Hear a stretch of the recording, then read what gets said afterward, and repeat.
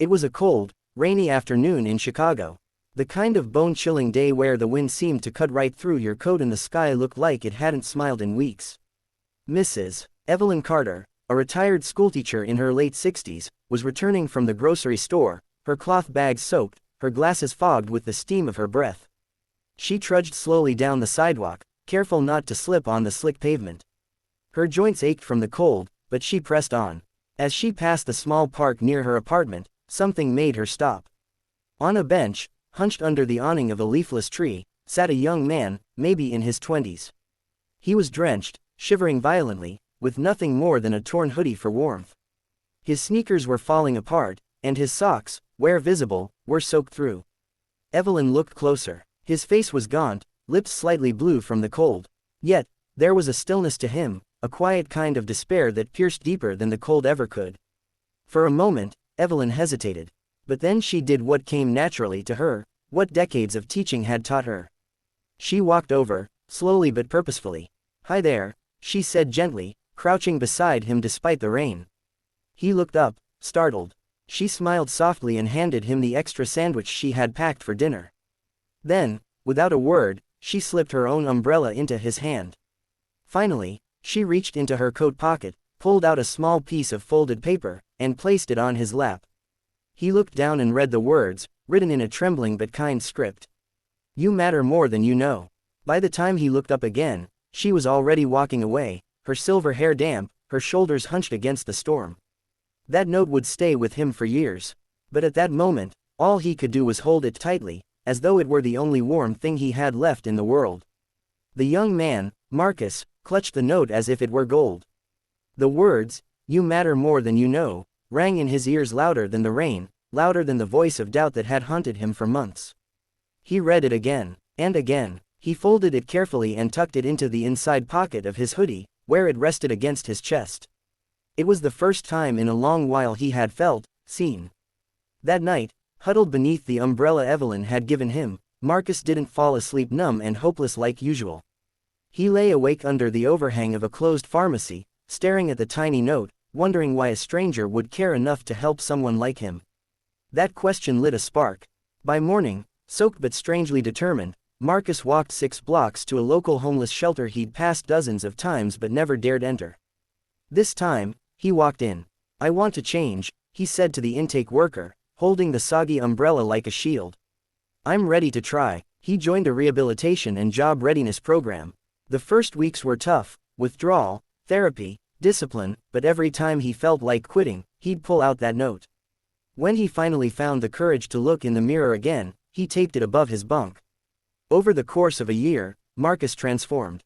He cleaned up, completed his training, and earned an apprenticeship at a local auto shop. He found purpose in the work. Fixing broken engines felt like mending pieces of himself. His hands, once cold and idle, became skilled and steady. Eventually, the shop offered him a full-time position. He rented a small apartment and began to rebuild his life, one paycheck at a time. The umbrella was long gone, but the note, that stayed in his wallet, creased, faded, but still legible. Marcus never forgot her face, the gentle smile, the warm eyes beneath the rain. He didn't know her name, but he remembered her kindness. And that was enough to keep him going. 5 years passed, and Marcus had built a new life, one he once believed impossible. Now the proud owner of a small but thriving auto repair shop on the south side of Chicago, he spent his days covered in grease, fixing engines, training apprentices, and greeting customers with a quiet confidence that came from having rebuilt not just cars, but himself. On a chilly autumn afternoon, Marcus was locking up the shop when he noticed a teenager sitting on the curb just outside his garage. The boy looked about 15, wearing a too-thin hoodie, hands shoved deep in his pockets, eyes red from crying. His backpack lay open beside him, empty. A few feet away, a phone screen lay shattered, the result of some recent altercation. Marcus paused. He saw something in that boy, something hauntingly familiar. A lostness he knew too well. He walked over, kneeling slowly to the boy's level. "You all right?" he asked gently. The teen flinched, then shook his head. "They took my bag, my phone, everything," he mumbled, wiping his nose on his sleeve. "I just wanted to get home." Marcus didn't push for more. Instead, he reached into his pocket and unlocked the shop door. "Come inside," he said. Let's get you something warm to eat. Inside, the boy sat at the corner of the small waiting area while Marcus reheated leftover stew from his lunch. He handed the bowl over with a spoon and a warm towel. Then, Marcus walked to the counter, tore off a sticky note, and wrote the words slowly, carefully, just as she had done years ago. You matter more than you know. He placed it next to the boy's bowl. The teen stared at it in silence, blinking rapidly. I don't have much, Marcus said, but I know what it's like to feel invisible. You're not. That night, the boy left with a full stomach, a replacement hoodie, and a note tucked deep in his pocket. Marcus watched him go, a lump in his throat. The cycle had begun again, just like Evelyn had once done for him.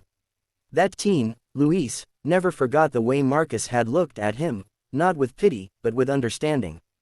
In a single moment of despair, when everything felt stolen, his belongings, his dignity, his sense of safety, he was given something no one had offered in a long time, kindness without conditions. He carried the sticky note in his wallet for years. The ink faded, the paper grew soft from wear, but the words remained imprinted in his mind. You matter more than you know. Luis never saw Marcus again. Life pulled him in new directions. But that encounter marked a turning point. With a renewed sense of purpose, he worked tirelessly to finish high school, then earned a scholarship to study psychology. Every time he doubted himself, or felt like giving up, he would pull out that worn note and read it again, his silent anchor. In college, Luis found himself drawn to the stories of others who had grown up lost, forgotten, or broken. He volunteered at youth shelters, ran peer support groups, and found deep fulfillment not in what he received, but in what he could give. After graduation, he became a licensed social worker, choosing to serve in underserved neighborhoods, places where too many kids, like he once was, slipped through the cracks. In every counseling room he decorated, from school offices to nonprofit outreach centers, one thing remained the same, a framed print on the wall with 7 simple words. You matter more than you know. Most kids thought it was just a slogan. A few paused to read it more closely. For Luis, it was sacred. A quiet promise, a truth that had saved him. He never knew where the quote came from. He didn't know about Evelyn, or the rainy day when Marcus first received those words.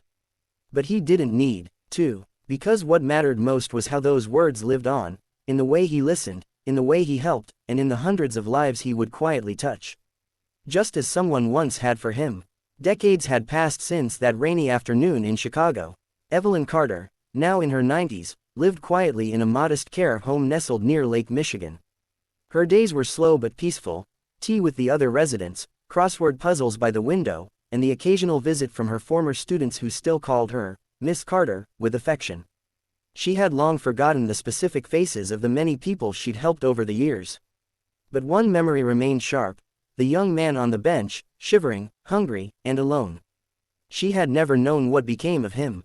All she had done was share a sandwich, an umbrella, and a handwritten note. She never imagined that simple act would matter beyond that single moment. One snowy afternoon, a nurse handed her a letter with no return address, just her name written neatly in black ink. Evelyn opened it slowly, her fingers trembling not from weakness, but anticipation. Inside was a typed note. Greater than dear Mrs. Carter, you don't know me, but I've spent my life chasing the impact of your kindness. I was a lost teenager once, and a man named Marcus helped me, just as you once helped him. He shared with me a message that changed my life. You matter more than you know. Those words carried me through my darkest years. I became a social worker to pass on the compassion I was shown. And today, outside the youth center I helped build, there's a mural with your name on it. I thought you should know what your kindness started. With all my heart, thank you. Luis. Tears slipped down Evelyn's cheeks as she unfolded the photo enclosed. A vibrant mural lit up the side of a building, children laughing beneath a painted sky. In bold letters, it read, You matter more than you know, Mrs. Evelyn Carter. She pressed the photo to her heart. She didn't cry from sadness, but from overwhelming gratitude. In a world so often cold and hurried, one small kindness had rippled through time, changing lives she never met. And in that moment, she knew, it had all been worth it.